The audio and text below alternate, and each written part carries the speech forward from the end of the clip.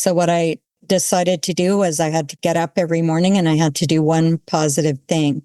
Now, because I knew this layoff was coming, I'd already been thinking about making a move into home staging because my husband and I had owned rental properties and we'd merged houses. And I had learned for a very long time that if I staged a house before I sold it, I knew it sold fast and I knew I got more money out of it. And so when my husband and I combined houses, the realtor we were working with said to me, well, why aren't you doing this for a living?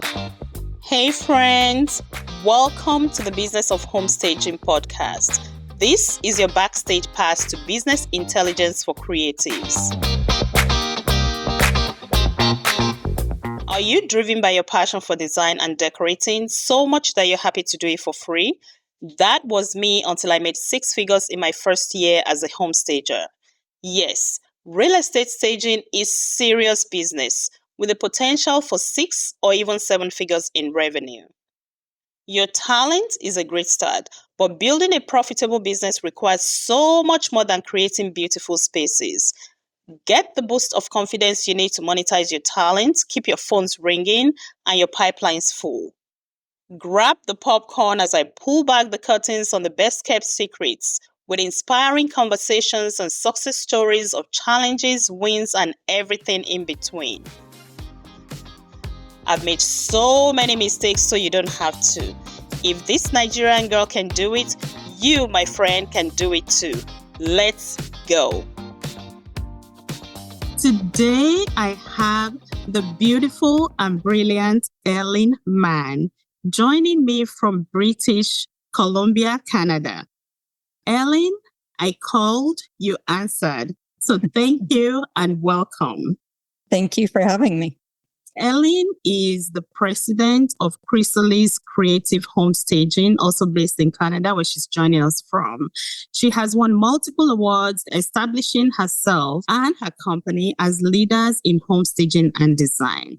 Her dedication and expertise have earned her a place as 100 most influential people in real estate staging. Ellen also serves on the board of directors of the Real Estate Staging Association. Ellen, welcome again. So I am the president of Chrysalis Creative Home Staging. As you said, we're a very small boutique business now. We had previously had a larger company in Calgary, Alberta, which is where I came here from. But my husband and I had the busiest week we ever had. And that meant that we were driving to one house, taking everything out. We had assistants and movers and trucks, but we had the busiest week we ever had, meaning we drove to one house, took everything out, and just fortune had it that we would take it to the next house where all that stuff would fit.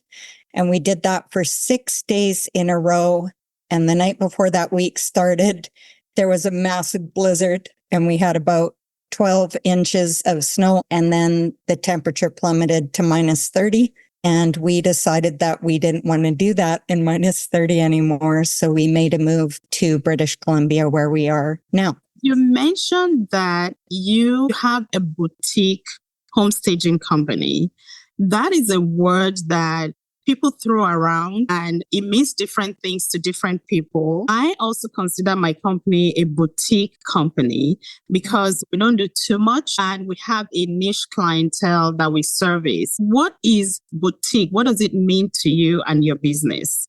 I think honestly, the word has been used quite often to describe very small companies, and I don't think that's an accurate representation. What a true boutique staging company to me is a company that does probably fewer projects than the large companies. However, we cater to the needs of the property in a niche way. I think the word bespoke is probably good for what I do because there is always something special that we buy or have made or do for each individual property.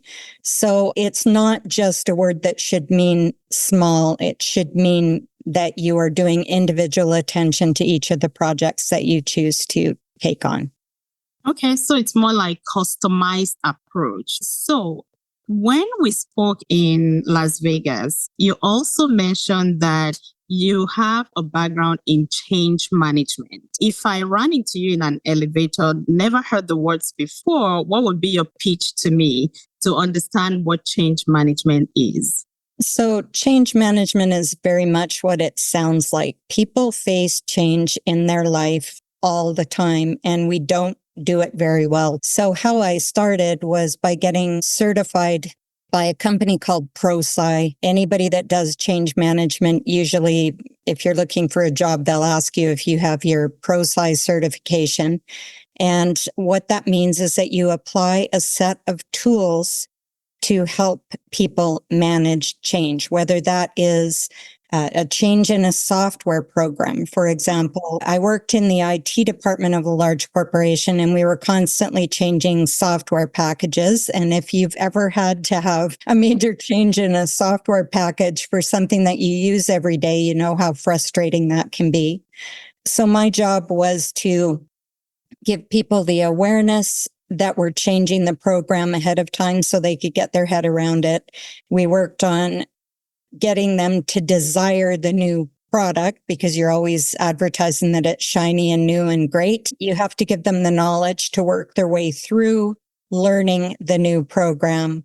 And then you have to give them the tools to have the ability to use the program effectively and then reinforce that. So I like to tell my clients that I often worked with a carrot and a stick. So, hey, look at this shiny new thing over here. And hey, by the way, we're unplugging your old one. It forced people to go through a valley because any large change in your life, you actually go through a grief process. So my job as a change manager was to use those tools to help people navigate change. Change management people are often used during a downsizing in a company.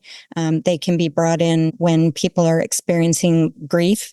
There are just a number of ways that a change manager can be effective, and I use those tools every day when I'm working with my clients. Okay, so I'm going to ask you, what practical tools or advice do you have for anyone who is planning career change, getting into a new business? Because those are always like big steps that people have to take. And in most cases, people have the fear of starting, the fear of change. I don't like change. Like you were talking about software, all the updates. I'm like, if it's not broken, don't fix it. This thing is working. Now I have to go learn how to use the new thing that you're giving me. I don't want that. I just want to keep going the way I'm going. So what practical tools or advice would you give to somebody that's going through maybe an unexpected change? I would say that the first thing to do is to break any large change because you have to adapt your behavior.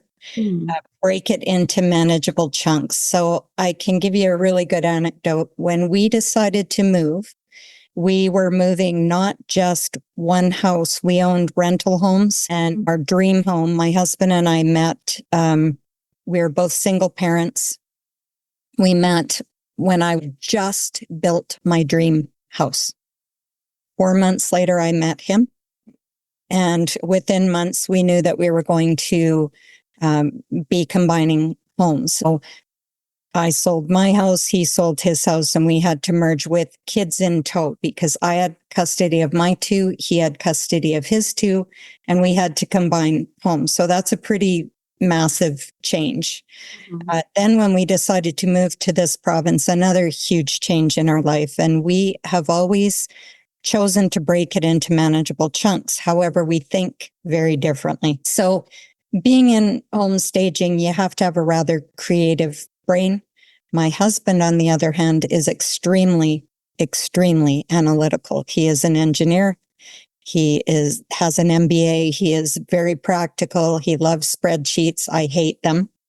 So he had a spreadsheet made up with a 500-day plan. I can handle about 5 days. I don't want to see your tabs. I don't care about the pivot tables. Give me what we're doing for the next week, month at the most. I don't want to know what we're doing in December of next year. So for me, it meant breaking up a 500-day plan into increments that I could get my head around. And everybody knows their limits. We are all basically born with a self-control limit. There's a reason why, you decide, oh my gosh, I'm going to go to the gym every day and I'm going to eat healthy and I'm going to go on a diet and it's going to be great. And the first day you're super good until about 4 p.m. The other thing is I use the eat your frog first mentality. So eat your frog first is a tool that's used in change management too. A lot of people deal best with things they don't like to do. If you do them first, then your day is clear to do whatever you like working on later. So that's another tool I would say. If you're making a large change, there are things about change that you're not going to like. For example, for me, I got let go from the corporation I was working at because we went through a major downsize. So I had to embrace the fact that I had found a place in this corporation. I had risen through the ranks. I was doing change management and I knew who I was. And then all of a sudden I lost that career. And so it was tough even to get up in the morning because I didn't know what I was going to do, who I was, how I was going to manage. And I had to embrace the fact that I needed to take a positive step forward every day.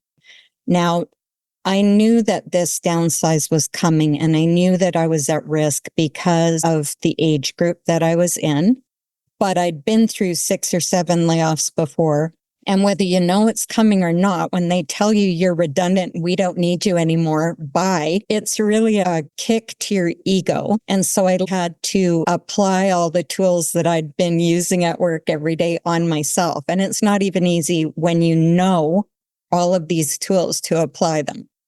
So what I decided to do was I had to get up every morning and I had to do one positive thing. Now, because I knew this layoff was coming, I'd already been thinking about making a move into home staging because my husband and I had owned rental properties and we'd merged houses. And I had learned for a very long time that if I staged a house before I sold it, I knew it sold fast and I knew I got more money out of it. And so when my husband and I combined houses, the realtor we were working with said to me, well, why aren't you doing this for a living? And I said, well, I have a real job. And then all of a sudden I didn't have that real job, but that was in the back of my mind the whole time that I knew this downsize was coming. So I made the decision that that's what I wanted to do. And so my husband sat me down and said, but they're looking for change managers at this other company to work contract. And I started to cry and I went, I don't want to do it anymore. So he said, well, what do you want to do? And I said, I want to stage houses. So I made a commitment at that time that I was going to get up every day and I was going to do something to further my business. Went and hired website designed. I offered to stage a room in a friend's house and I would go and do that and hire a photographer to come in and do professional photos. And on a bad day, that meant that I watched some HD TV show or painted a picture. Small steps are still steps forward. And I made that commitment to myself. And it took me a little while to get my training under my belt and to realize that, you don't just put a sign out saying, oh, hey, I stage houses and realtors just fall into your lap. That isn't kind of how this works. Realizing that it does take a lot of those little steps forward to get anywhere and experimenting and getting your name out there and figuring out how you're going to get clients is a really big deal. So understanding that you actually have to do work to get business development, I think is another thing that I would suggest to people. Networking is a huge, huge deal in this industry. And you better get your head around talking to strangers and telling them what you do and selling yourself. A few things I picked up from all the things you just said. One, when you were going through that change and somebody had said to you, even before you went through the change, like, why don't you do this for a living, meaning home staging? And you were like, I have a real job. Was there a time when you felt like home staging, you didn't know enough about it and it just didn't feel like it's something that could sustain you or bring in money? That's what it sounded like to me. Am I correct to think that? Yes, I would say that that's true. I didn't realize at the time, even though I had a very weird addiction to the MLS, the whole time that I was working at this corporate job, as soon as the MLS was available online, every day, I would go out and get lunch. I would come back and sit at my desk and scroll listings. I recognized that the pretty houses were going to sell. I got very good at knowing what I would change in those listings to get a house to sell. I mean, let's face it, I'm old enough that I remember when you were supposed to bake cookies. So I didn't realize that it could be a sustainable full-time career. And when she put that bug in my ear, I thought, well, she is older than I am, and she had had an absolutely great career in real estate. And I started really thinking about it. And so the first step was doing a Google search on getting home staging training. And I stumbled across the website for the Real Estate Staging Association. So that was the first thing. Was I started going, well, if there's an association, they must know the best training. And so I found out that they actually vet training providers. And so the first thing I did was to join RESA and learn what I didn't know, I suppose. And then I went and got my training. I got let go in September, and I was in training by November. So it was a quick transition for me. But I will say, getting your mind around the transition and actually getting to a point where you can feed your family is not a matter of weeks, because your clients don't just fall out of the sky. This is, a common misconception. Like, people just don't know what it entails to become a home stager. Like, you just don't set up shop. You had to go get training, even with all your background in change management at Chevron and doing all the things that you've done leading up to this. Home staging is typically a second career, or even a late in life career for most people. And they typically bring some kind of expertise from wherever they're coming from. A lot of people just don't even recognize how what you've been doing can impact what you're going to do. Someone was consulting with me recently, and I think she was a school teacher. And she was like, well, I don't know anything about this. I'm just apprehensive. Well, let's think about this. You managed little people, and you got them from one grade to graduate to another grade to another grade. You've done this for so many years. And so if we just even think about whatever it is we're bringing is always valuable in entrepreneurship and in business. So you brought all of your experience in change management, and I like that you were able to break things down into chunks using the tools that you have and making sure that you're progressing, doing something every day that goes towards your growth. Because we hear all the time to like, I don't have business. But what are you doing every day to get you closer to getting more business? They say, build it and they will come. But we know that's not happening, right? Only in the field of dreams. So one thing that, in the home staging business is we plan for anything and everything. And then we plan for all those plans to not go according to plan. So when you find yourself on a day when you have projects and things are just not going according to plan, I'm sure you have plenty of stories. But give me an insight where that happened and how you pivoted, and because of the plans that you've made, how did that help you bounce back easier? So I was working with a realtor who did a lot of listings in a couple of towns that were satellite towns to the city I was in, and a city called Airdrie, just north of Calgary. And I would get all the way out to Airdrie, gone over absolutely everything in my toolkit. I've got all the furniture that I need to move into the house packed. And I can't tell you how many times I forgot a bed skirt or a steamer. Thank God for Walmart, because it was less expensive for me to go buy another steamer than it was to drive all the way back. Your toolkit can be something as simple as laminating a list of stuff that you need in most of the stages. So I ended up laminating this list, and we had it on the back of our warehouse door. So before I left the warehouse, it would be, boy, okay, is the bed skirt in? And we also started packaging our bedding into 3mm thick clear contractor bags from Home Depot.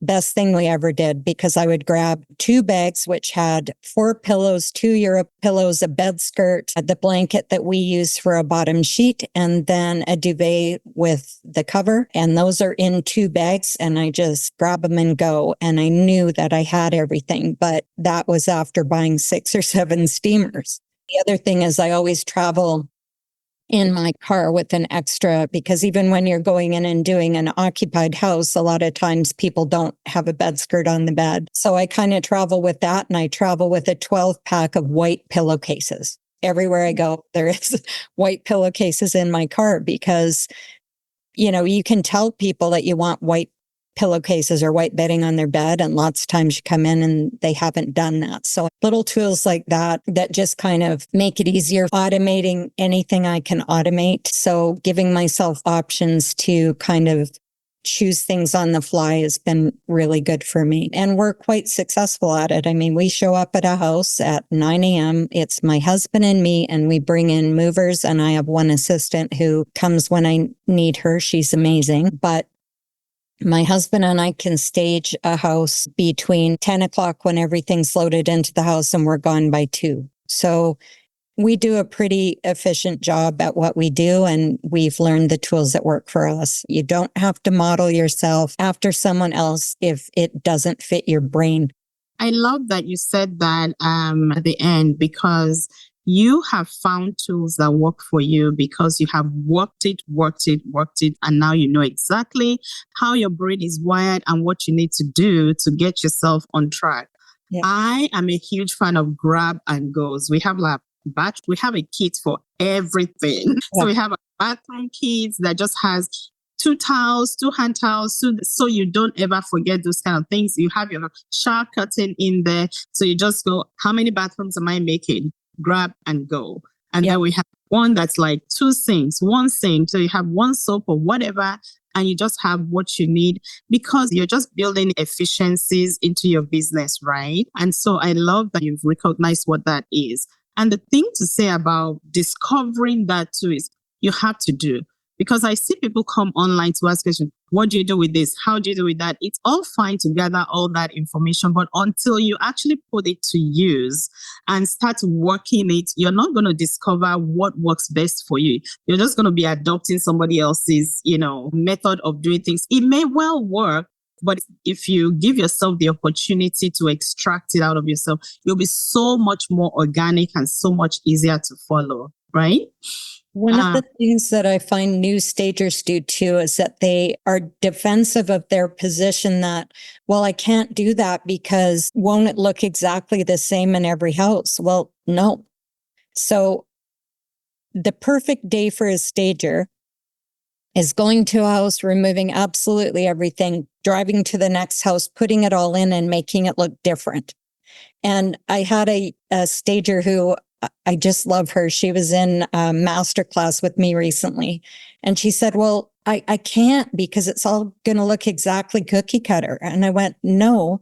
I said, I'll tell you what, I'll send you some photos of, I'm taking a house out and I'm putting it in another one. I'll send you pictures from both and you'll see that it doesn't because you use the bedroom art in the living room. You use the living room art in the dining room. You move things around and each house has its own personality. So even though you're using the same basics, you can make them look very, very different. Michelle Minch recently was talking actually at RESA about the fact that she has one particular sofa. It's called the Parker sofa, and she has 17 of them. And I would bet you money that if you looked at her staging, even as a stager, you would not recognize that Parker sofa, they look very, very different depending upon what she brings in around that. You can have 17 ivory couches because if stuff is sitting on your shelves, it isn't making you money. You need stuff that's actually going to be used in multiple places. And I think, between Michelle Minch and Todd McAllister, my 2 amazing mentors, they taught me that piece of advice. And it's been one of the most valuable things ever. Yeah, I am a huge fan of Michelle and a student of hers because I took the wholesale buying class, not once, but twice, just because She introduced me to Parker. I know it well. I also have in my inventory the same sofa. I have like 6 of them and they're all neutral. And to speak to your model move, the best thing you can do is not to start from the scratch. Because when you think about how you can create repeatable processes, and if you have the basics, you've carefully curated your inventory to have the basic vanilla that you can throw sprinkles on with pillows and artwork. We do that all the time. Nobody can tell the difference. In fact, my agents say, like, no 2 houses look the same that you've ever done, but we're using exactly the same sofa. So our creativity goes beyond just making spaces beautiful. You have to also be creative in the way you put your stuff, your inventory to use. And anything that I'm bringing into my company, the cost per use is going to be worth it for me. And we have sofas from like 6 years ago that I finally just got sick of them. They've been good. They are workhorses. They've done like, I don't know, hundreds and hundreds of houses. But I'm like, okay, I'm just sick of looking at this sofa. So if you carefully do that from the beginning, all these things that will serve you for years and they're like fully paid. So even if I put them in a house for free, I have already made all the money that I need to make out of it. On top of that, I was able to sell them, not at the end of their lives, because we do vacant stages. So they're really not used, but they're just versatile and they're classic. And those are going to be your workhorses. I sold a sofa yesterday because I'm starting to trend out of gray. I ended up selling it yesterday to a woman who was so delighted with this thing and I couldn't stand it. I didn't want to ever use it again. And she was so happy and it was just a win-win that I went and delivered it to her and she was delighted. Todd McAllister, I met him on Facebook before I ever met him in real life. And we had talked quite a few times, just sort of private chats. And my stepdaughter was going to school just south of Portland. And so I had sent him a note and said, I know you're super busy. And I was just a baby stager at the time. And I said, I know you're super busy, but I'm going to be driving through Portland. I'd love to grab a coffee if you have any time. And he said, come to the warehouse. Wow. So my husband and I went. And my husband is my business partner. And as I said, he's very analytical. And Todd's business partner is Ryan Marsh, who is also extremely analytical. So we walked in the door and Ryan and my husband went one way discussing racking and, all of that. And Todd and I, the 2 magpies, took off looking at all the pretty inventory.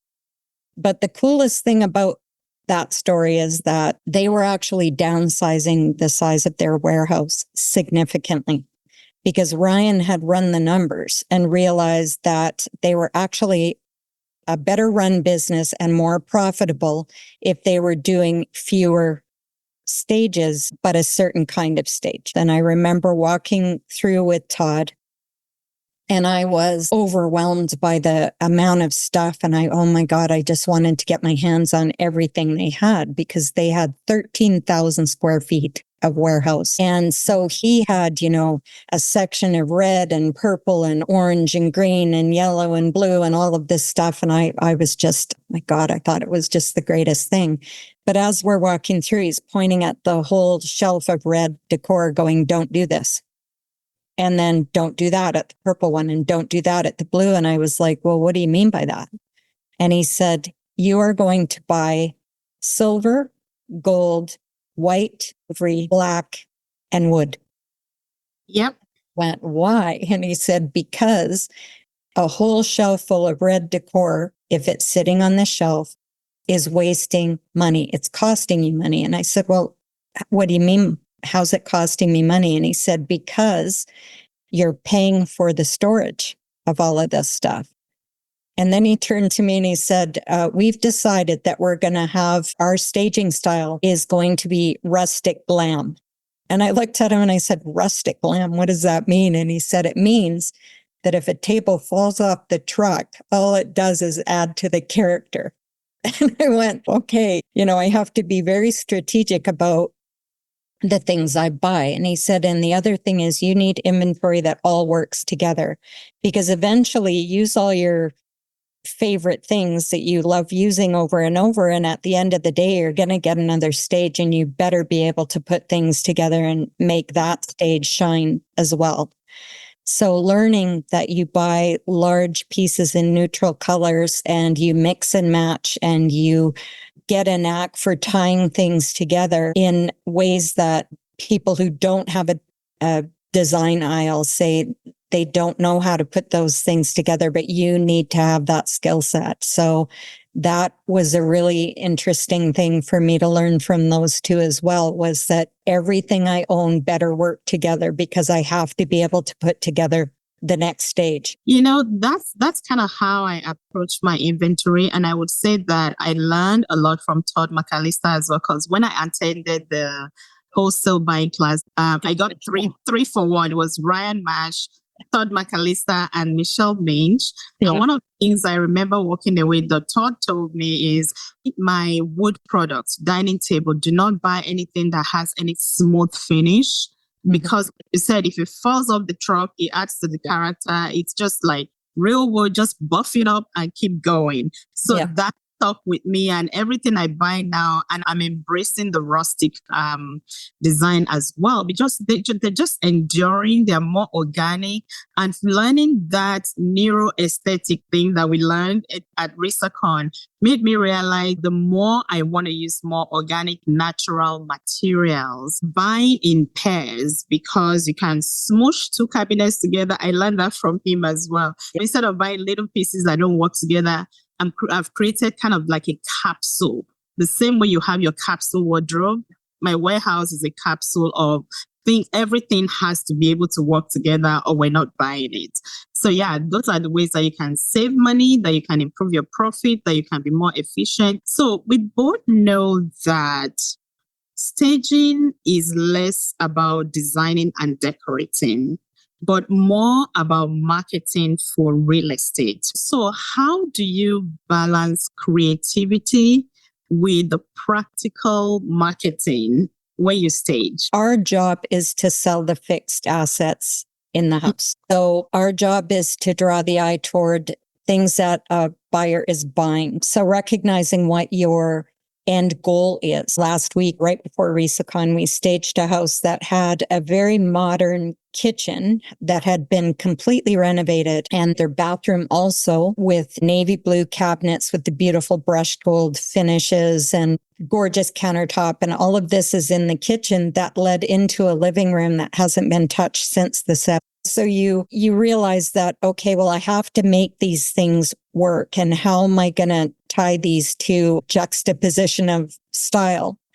And so you put on your creative hat and you go, okay, I'm going to lean into a bit of mid-century modern feel.